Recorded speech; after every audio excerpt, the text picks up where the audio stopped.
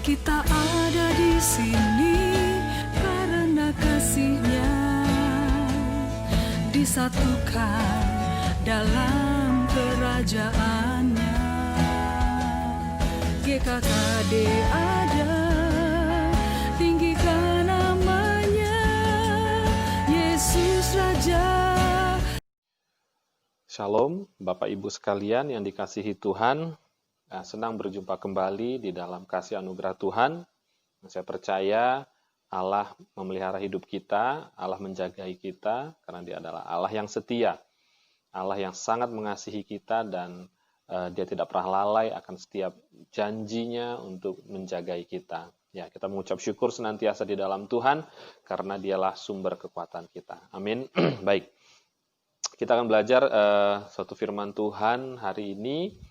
Saya percaya dimanapun kita berada, di dalam rumah-rumah, dalam kelompok-kelompok kecil beribadah, kita tetap percaya bahwa ada hadirat Tuhan yang hari ini, yang saat ini bekerja dengan luar biasa di tengah kita, yang mencurahkan rohnya dengan luar biasa supaya kita mengerjakan apa yang menjadi isi hati Tuhan. Baik, ya, saya akan mulai firman pada hari ini dengan sebuah pertanyaan bahwa pernahkah Anda merenungkan untuk apa Anda diselamatkan? Atau pernahkah Anda berpikir di dalam hati, mengapa saya diselamatkan? Apa tujuan saya diselamatkan? Ya. Nah, kita harus memulai pertanyaan itu, dan kita memang harus pada akhirnya akan menjumpai pertanyaan itu, untuk apa saya diselamatkan? Beberapa orang mungkin berpikir, ya sudah diselamatkan, ya supaya saya menikmati kasih anugerah Tuhan. Ya oke, betul, kita menikmati kasih anugerah Tuhan. Tetapi apakah kita diselamatkan hanya untuk menikmati kasih anugerah Tuhan? Atau ada suatu hal lain selama kita ada di bumi ini, hidup di dunia ini? Apakah kita hidup diselamatkan dan kemudian tanpa tujuan? Ya, nah, kita tidak berhenti, dan saya percaya kita tidak berhenti hanya sampai pada kata atau hidup yang diselamatkan, ya. Karena saya percaya Allah memanggil kita, menguduskan kita, adalah Allah yang punya tujuan, Allah yang punya rancangan yang besar. Kenapa? Karena Dia adalah Allah yang begitu besar, yang hendak menyatakan kasih-Nya kepada kita, ya. Kita buka dulu di dalam kitab 2 Timotius pasal yang pertama ayat yang ke-9. Saya akan bacakan untuk kita semua. Dialah yang menyelamatkan kita dan memanggil kita dengan panggilan kudus, bukan berdasarkan perbuatan kita, melainkan berdasarkan maksud dan kasih karunia-Nya sendiri, yang telah dikaruniakan kepada kita dalam Kristus Yesus sebelum permulaan zaman. Ya, luar biasa saudaraku ya. Dari ayat ini kita belajar begini. Allah memanggil kita, Allah menyelamatkan kita dengan satu maksud dan satu tujuan, ya, agar kita juga, ya, menyatakan isi hati Allah kepada dunia, menyatakan apa yang menjadi kerinduan Allah kepada dunia yang terhilang. Kenapa? Karena Allah memiliki hati yang begitu rindu supaya seluruh orang mengenal Dia dan semua orang diselamatkan, ya. Kita dipanggil, diselamatkan untuk menyatakan, memberitakan bahwa Yesus adalah Tuhan, bahwa Yesus adalah satu-satunya jalan keselamatan, dan berita ini begitu penting. Kenapa? Karena hanya Yesus telah satu-satunya jalan untuk keselamatan, dan di luar Yesus tidak ada keselamatan. Di luar Yesus tidak ada jaminan keselamatan. Ya, bahkan di luar Yesus semua menuju kepada kebinasaan, dan berita ini begitu penting.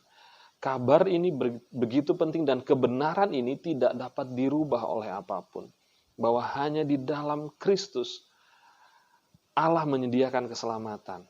Nah, untuk itulah kita dipanggil, bahwa kita sudah diselamatkan, kita sudah mengenal Allah, kita memiliki hubungan dengan Allah, kita sudah menikmati hubungan dengan Allah, dan Allah mau kita tidak hanya berhenti di situ, dan kita mulai mengerjakan isi hati Tuhan, mulai merasakan isi hati Tuhan juga kepada dunia yang terhilang ini. Ya, kenapa? Karena tanpa Yesus semua akan terhilang. Tetapi Yesus satu-satunya jawaban. Karena itu saat hari ini, kita semua yang sudah ditebus dengan darahnya yang mahal, sebenarnya kita punya tugas yang penting, yaitu menjadi pembawa Injil Kerajaan Allah, berita keselamatan kepada dunia. Amin. Dan tentu pekerjaan ini nggak mudah. Pekerjaan ini saya katakan tidak mudah, bahkan pekerjaan ini adalah pekerjaan yang tersulit. Ya, it will cost you everything. Ya. Pekerjaan pengabaran Injil tidak dapat dikerjakan hanya asal-asalan, sembari-sembari saja. No, it will cost everything.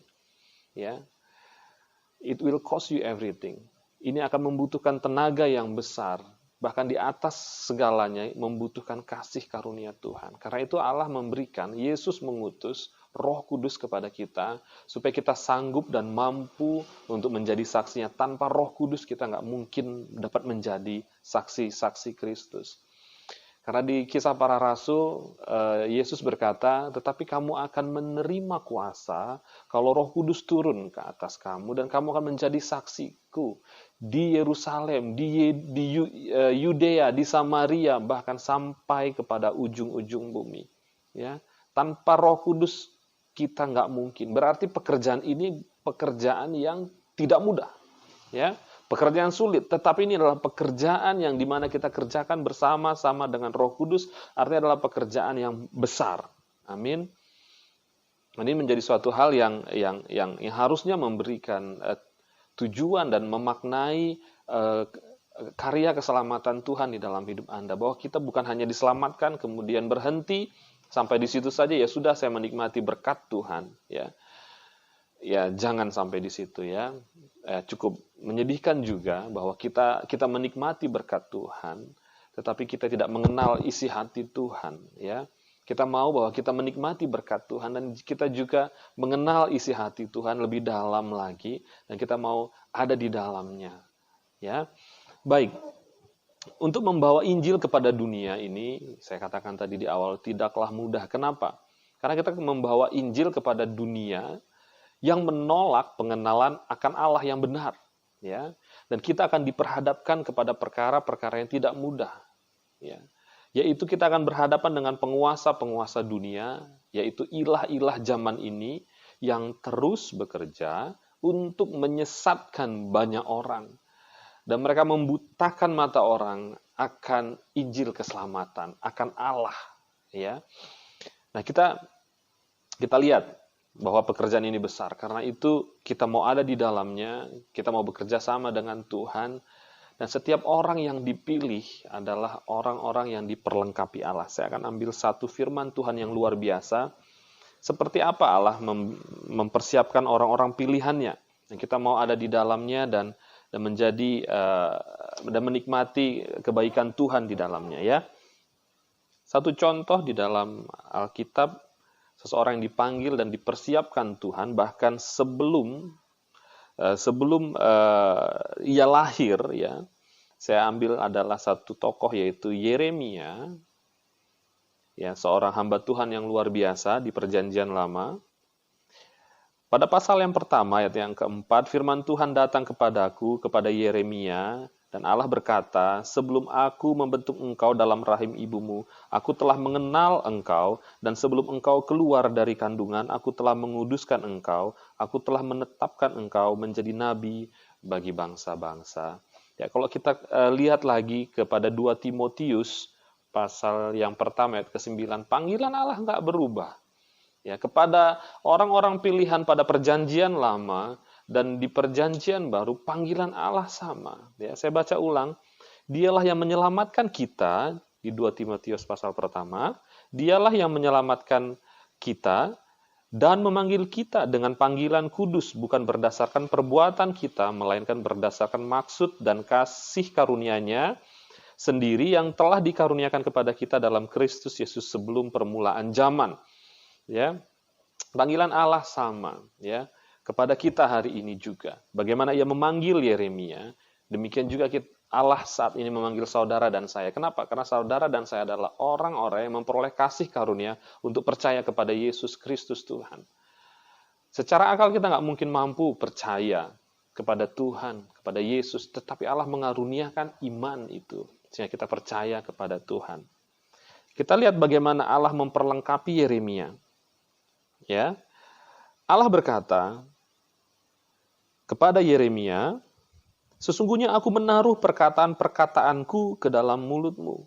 Ketahuilah pada hari ini aku mengangkat engkau atas bangsa-bangsa dan atas kerajaan-kerajaan untuk mencabut dan merobohkan, untuk membinasakan dan meruntuhkan, untuk membangun dan menanam."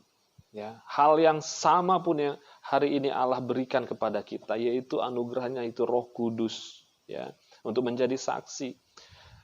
Ya, tetapi engkau akan menerima kuasa. Kuasa apa? Sama seperti di Yeremia, untuk mencabut dan merobohkan, untuk membinasakan dan meruntuhkan, untuk membangun dan menanam. Ya, itulah kuasa yang diberikan kepada kita, kepada gerejanya hari ini secara khusus, dan bukan kepada yang lain, kepada gereja. Anda dan saya adalah gereja. Ya, untuk menghancurkan segala pekerjaan-pekerjaan ilah-ilah zaman ini, dan pekerjaan ini besar. It will cost you everything. Ya, itu akan membawa engkau kepada pengenalan Allah yang luar biasa.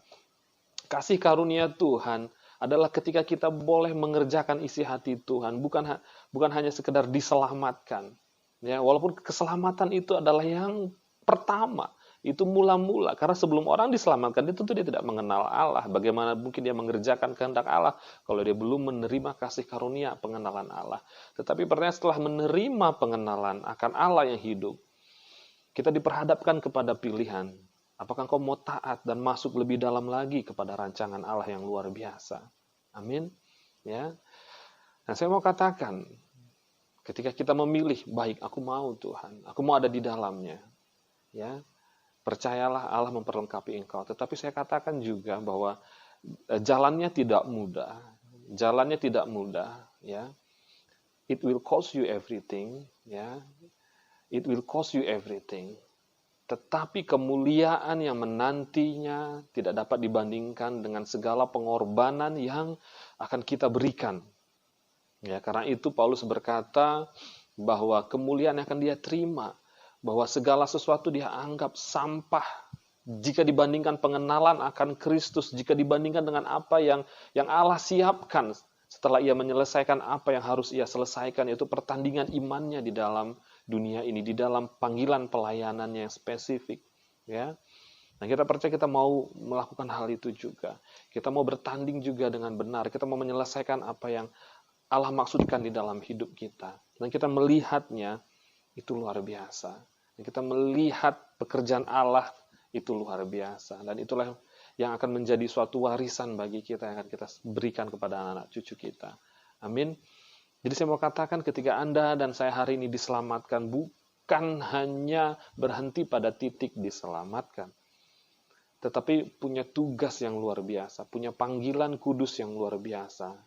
Dan kita beruntung, dan itu bukan berdasar, kita dipilih bukan berdasarkan perbuatan kita.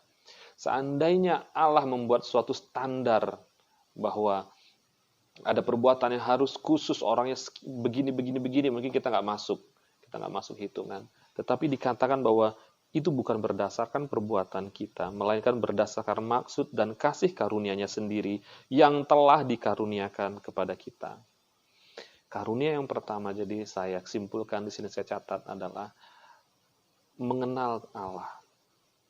Karunia yang pertama, kasih karunia yang pertama, yaitu engkau diselamatkan, saya diselamatkan. Mengenal Dia yang kudus, mengenal Yesus satu-satunya Allah yang benar. Itu adalah kasih karunia yang pertama. Tetapi ada kasih karunia yang lain, jenis kasih karunia yang lain. Paulus mengatakan yaitu untuk ikut menderita bersama Yesus. Itu adalah kasih karunia yang lain. Ya. Tapi percayalah, kita percaya dan Allah sendiri akan meneguhkan kita di dalam kita menyelesaikan apa yang Tuhan tugaskan bagi kita masing-masing, yang Tuhan maksudkan bagi kita untuk kita selesaikan di dunia ini, ya. Bahkan jaminannya begitu besar, kemenangan di dalam kita itu Roh Kudus sendiri. Roh Kudus sendiri, bahkan Allah itu sendiri. Ya, jadikanlah semua bangsa muridku, ya. Dan Yesus katakan, aku akan menyertai engkau sampai pada kesudahannya. Jujur, kadang-kadang kita sendiri ragu, kita merasa lemah, kita merasa gagal, ya. Ada masa-masanya memang kita diperhadapkan di mana kita menghadapi tembok kegagalan. Tetapi saya percaya itu adalah bagian dari pembentukan kita untuk melihat dan terus percaya bahwa Allah beserta kita. Amin. Kalau kita katakan, saya tidak meragukan kasih karunia Tuhan, saya tidak meragukan Allah, maka kita tidak juga meragukan penyertaan Allah. Ya, kita mau selesaikan apa yang menjadi panggilan kita, supaya kita tidak akan pernah menyesal ketika kita kembali kepada Allah, kepada Tuhan.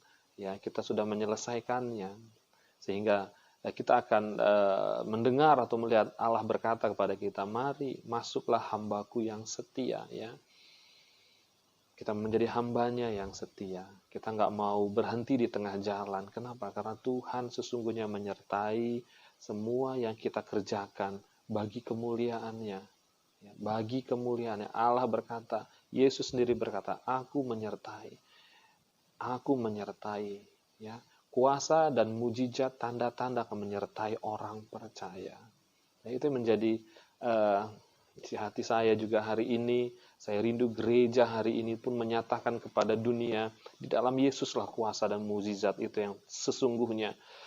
Kuasa kesembuhan, lepas dari kutuk, lepas dari segala ikatan roh jahat, itu hanya ada di dalam Yesus dan tidak ada di dalam roh-roh yang lain. Amin. Dan gerejalah yang memiliki itu. Engkau dan saya memiliki itu. Dan hari ini kita rindu untuk menyatakan kepada dunia, inilah Allah yang benar. Sembahlah kepadanya, datanglah kepadanya, dan kau akan memiliki hidup yang kekal. Ya, kita bersama-sama, saudaraku, mengerjakan isi hati Tuhan. Kita nggak mau berhenti, hanya sampai pada level ataupun pada sampai tahap, ya saya sudah diselamatkan.